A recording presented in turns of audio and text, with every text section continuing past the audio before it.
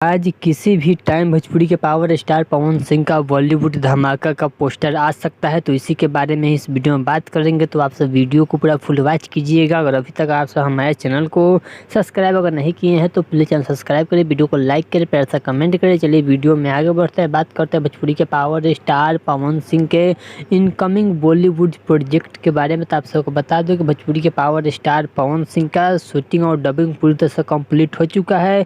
और आपको बता दूं आज किसी भी समय आप सबके बीच बॉलीवुड सॉन्ग का पोस्टर आ सकता है, जिस सॉन्ग का नाम है कमरिया पसारी, जो कि काफ़ी बेहतरीन सॉन्ग होने वाला भोजपुरी के पावर स्टार पवन सिंह की आवाज़ में, जो कि बॉलीवुड सॉन्ग होने वाला है, जो कि आप सबके बीच काफ़ी पसंद किया जाएगा। जिस चैनल का नाम है DMS, इस चैनल से रिलीज़ किया जाएगा भोजपुरी के पावर स्टार पवन सिंह के बॉलीवुड सॉन्ग, जो कि चैनल का नाम है SBM रिकॉर्ड्स के यूट्यूब चैनल पर इस सॉन्ग को रिलीज़ किया जाएगा।